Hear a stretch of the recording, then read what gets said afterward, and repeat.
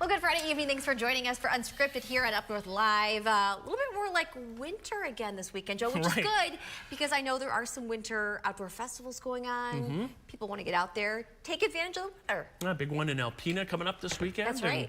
And, among other areas as well. Yeah, it is a little more. I mean, we had 50s in some spots this past week, but tonight now we're seeing a switch to snow, Melissa, and eventually that's going to be the case through the weekend, mainly just some snow. And you can kind of see this. This is radar over the last several hours. Scattered snow showers out there, swirling across northern Michigan.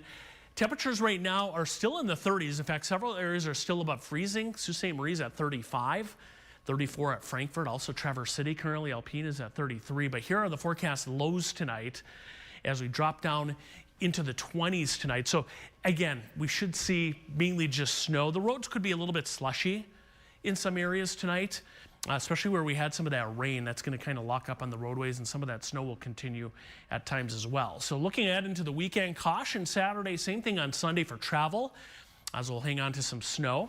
We'll take a look at that. And then Monday looks pretty quiet as we head into the early part of the week, although some spots Monday only in the teens. We'll have that full forecast coming up a little later.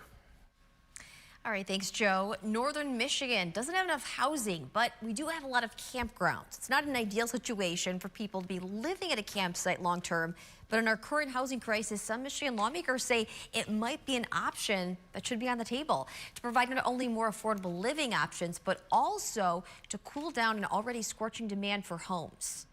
Michigan's housing supply crisis is not just a shortage of permanent housing, but also a crisis-level shortage of temporary and rental housing. Few housing options, but if a couple of Michigan lawmakers have their way, a temporary option could be on the table. Today, I am here testifying in support of my legislation 5430, which would expand the definition of temporary in the context of campground occupancy. Yep. Campgrounds. House Bill 5430 would make staying at campgrounds for more than 180 days a possibility if certain criteria are met. Temporary in this bill would include those occupying campgrounds in areas where a state of emergency has been declared, where a documented housing shortage exists, or where specific workforce shortages exist. How long someone can stay at a campground, a little hard to define under current Michigan law. In a letter from Eagle in 2024, a standard was somewhat laid out. While current Michigan statute governing the operation of a licensed campground in Michigan clearly states that campgrounds are for temporary living quarters, these two notices together serve to provide notice that Eagle had arbitrarily set the limit on temporary at 6 months or 183 days. Eagle says there are a host of reasons for that 6-month window, including water and sewer systems that serve campgrounds are usually designed to be operated seasonally and are not designed for the year-round operations through the cold temperatures experienced in Michigan.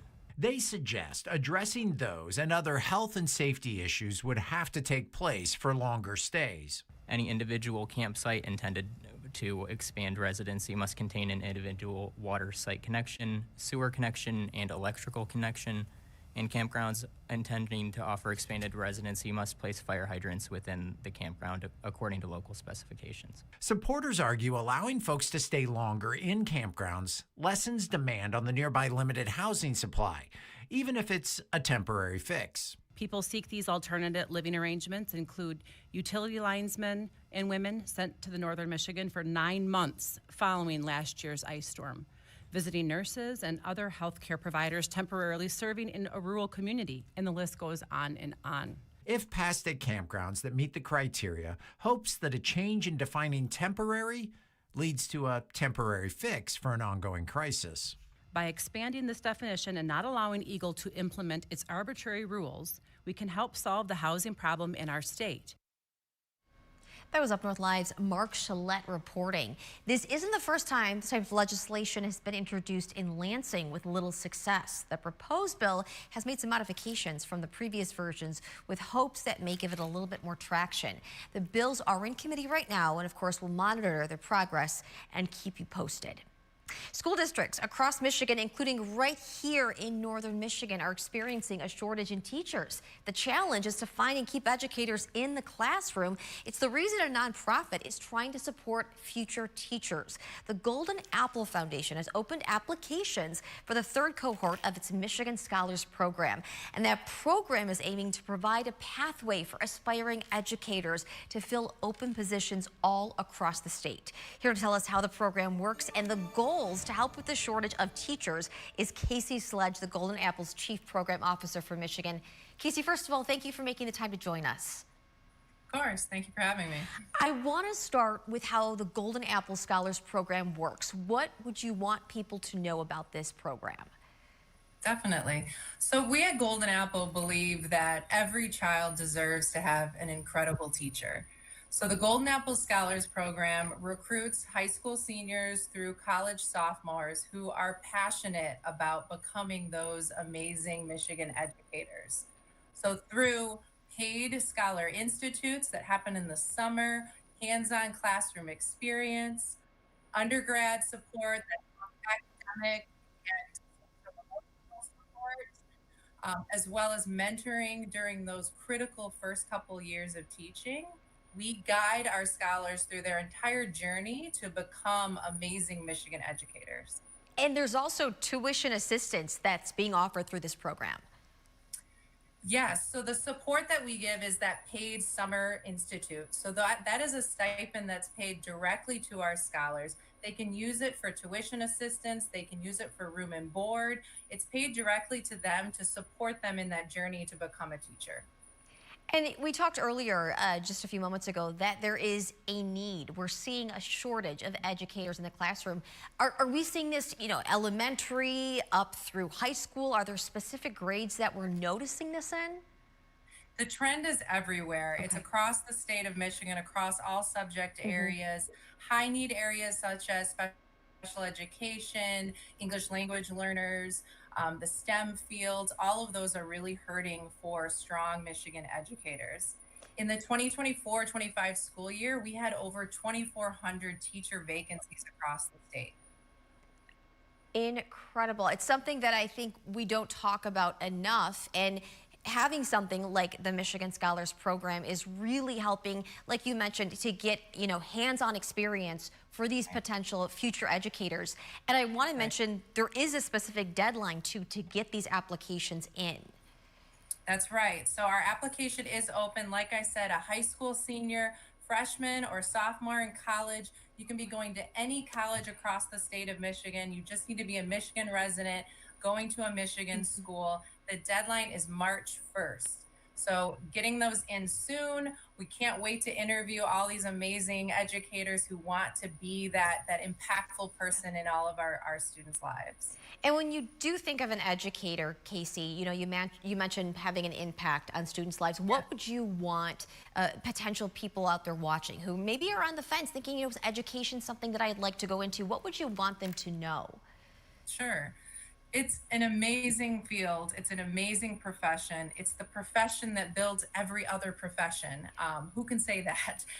So we want more students to go into it. I feel like there's a narrative out there that people don't want to be teachers anymore. And we're seeing that isn't true. People still want to be educators. They still want to be that impactful person, the one to make that impact on a child's life, on their trajectory. So if they're thinking about it at all, please consider applying. Talk to us. We are looking for that passion for someone who wants to make a difference in the future of the state of Michigan and our students here. And where can people find more information, or where can they find the applications to apply? Yeah, so goldenapple.org, or just Google and search Michigan Golden Apple, and you'll find our application as well as FAQs and any other information that you need to know about the program. Excellent. Casey, thank you. We appreciate you taking the time to speak with us on such an important topic. For more information on how to get those applications, we will post everything on our website, UpNorthLive.com. Thank you. If you regularly stop by to pay your energy bill in person in Cadillac, well, you're going to need to make some new plans because Consumers Energy is shutting down its Cadillac payment office at the end of May. pointing to a major shift in how customers are choosing to make their payments. So the company says foot traffic at the office has fallen about 50% over the past few years, especially since the pandemic. In January, fewer than 500 people visited the office during the entire month, a fraction of what it once saw. The final day to make a payment will be May 29th. After that, customers will have to pay either online, by phone, or mail, or by other retail locations like Walmart. Consumers Energy says the rest of its Cadillac service center will stay open and only the walk-in payment office is closing. And that brings us to our question of the day. We also have a poll going on right now on our website, UpNorthLive.com. What method do you use to pay your bills? Check out that website, UpNorthLive.com. You can also scan the QR code there on your screen. Also, go to our Facebook page, Up North Live. You can leave your comments there.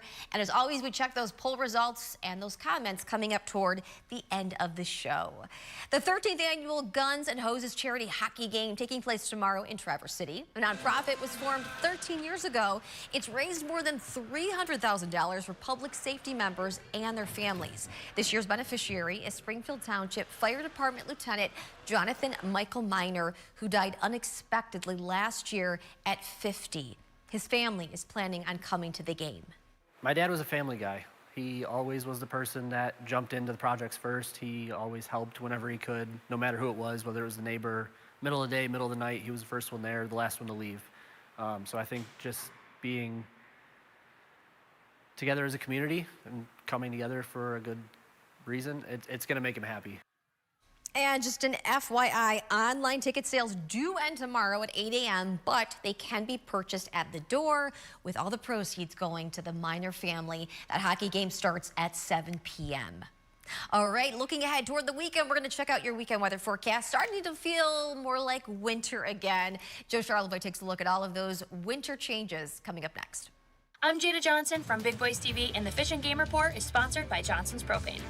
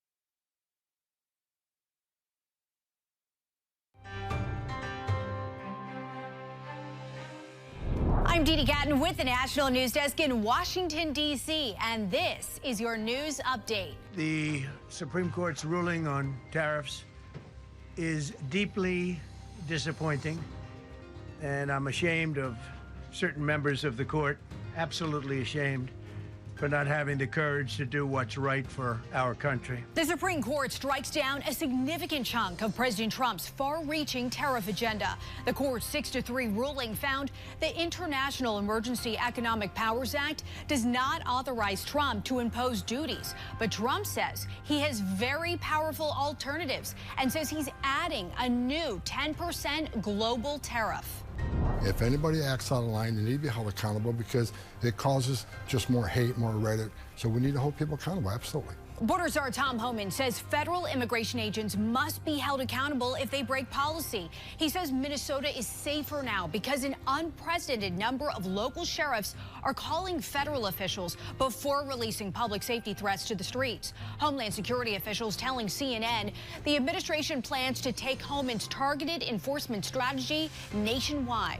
Former President Bill Clinton and former Secretary of State Hillary Clinton will be deposed in New York as part of the House Oversight Committee's Jeffrey Epstein investigation. Hillary Clinton's deposition will be next Thursday, and Bill Clinton's will be next Friday. Chairman James Comer says their testimony is critical. And that's your news update.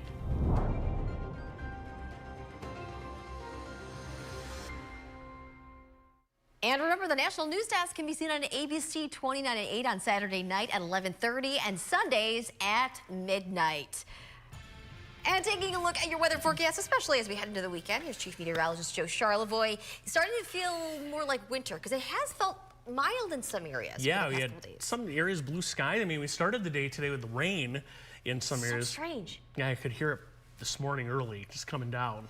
Now it's back to snow. Back to snow, okay. For most spots. And that's going to be the case over the weekend. In some spots, may see some accumulation through the weekend. Here's a look around the north right now. Petoskey, traffic's moving along fine there.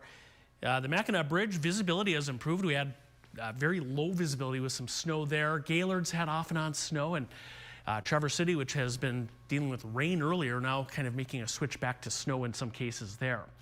As far as actual watches, warnings, advisories, this is it. And only for about another 12 minutes. Winter weather advisories for the eastern UP until 7 o'clock. So these will expire shortly.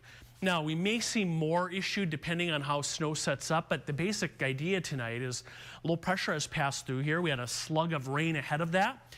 There it is right here. Now, this is going to kind of weaken out over Lake Huron and kind of sit there through the majority of the weekend with troughing back behind that. So it's just going to be a bit unsettled. And as temperatures cool somewhat, that will be the catalyst for some snow. You can see the rain initially, then making the switch over to snow. With the bulk of the snow right now, right here from near Cadillac up through the Traverse City area. Some snow showers through here, although in the UP, I think most of the snow should gradually come to an end. I don't think you're going to get a whole lot up there over the weekend. So here's what happens. Watch tonight, snow showers, and then it looks like a band of snow will set up somewhere in here.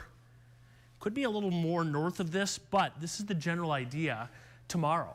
Now, if you're under this, it may snow most of the day tomorrow. Very little up here, not as much down here. This will be kind of centered squarely over northern lower Michigan through Saturday night. So the snow will pile up in a few areas, and then that low starts to move away.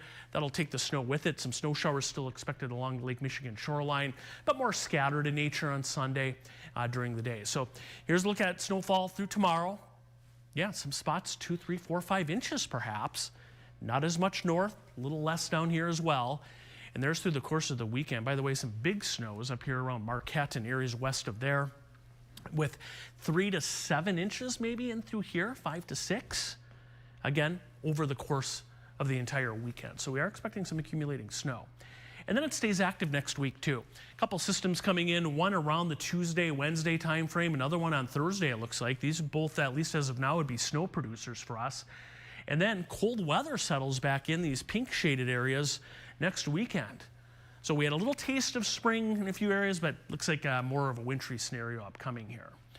So tonight, 20s as we dip down overnight tonight. Snow continues in the lower peninsula, winding down across the UP. Roads could be slick or snow covered in some cases, slushy. And then our 4-zone forecast tomorrow for the UP. Snow showers possible near Lake Michigan, but I think most of the UP dry tomorrow.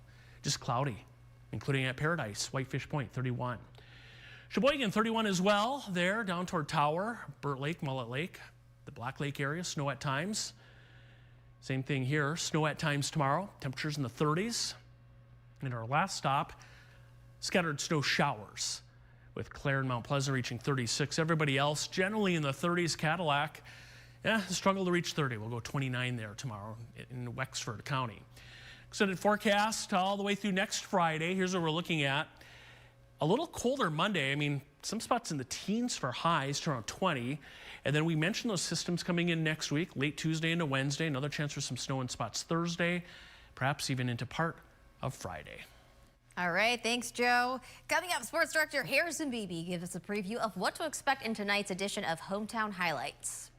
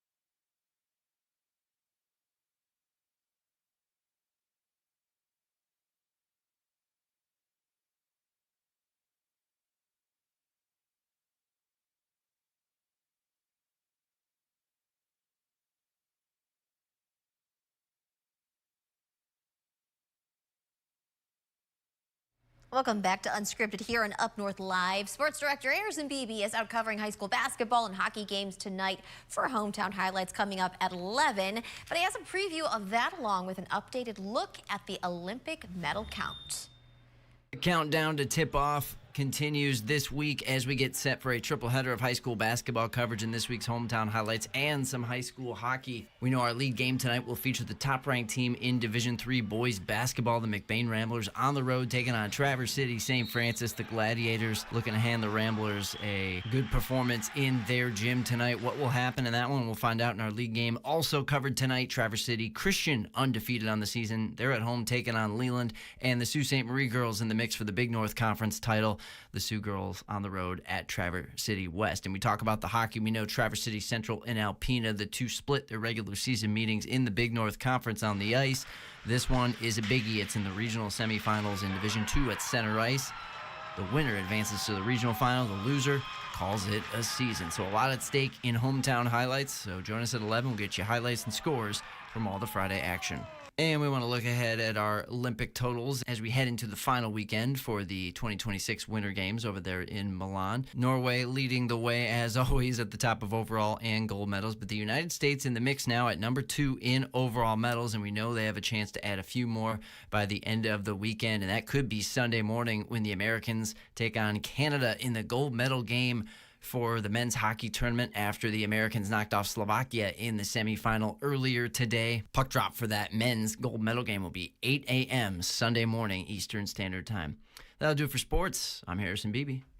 All right, thanks for that, Harrison. Coming up, we'll take a look at the live results for our question of the day right after this.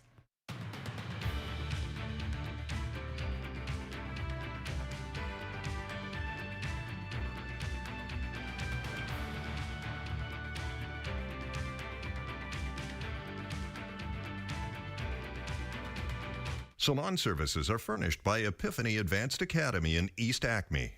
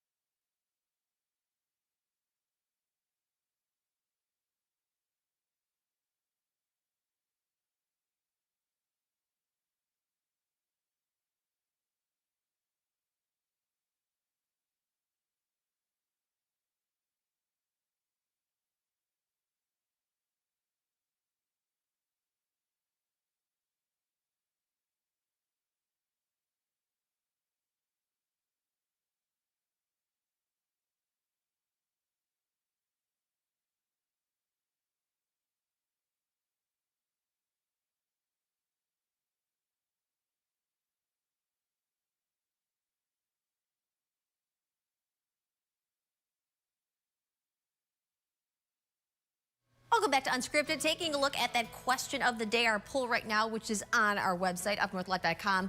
What method do you use to pay your bills? You can see 33% saying auto pay when it comes to their bills, 19% mail a check, 44% pay online, 0% we have paying by phone, and 4% are paying in person. Here's some of the responses we have on our Facebook page right now. Lynn says online unless I can pay in cash. Dory says electronic transfer. Ann says money order or cash. Tammy says debit card. Tina says cash or debit, no credit cards. Jason says mortgage by cash, water bill by check, and the rest online. He's doing a little bit of everything right there. And Deb says card. you still have time to check out our Facebook page, Up North Live, and our website, UpNorthLive.com. Chime in on our poll. How do you pay for those bills? And of course, thank you for joining us tonight on Unscripted. We hope to see you back here for Up North Live News at 11. Until then, have a fabulous evening.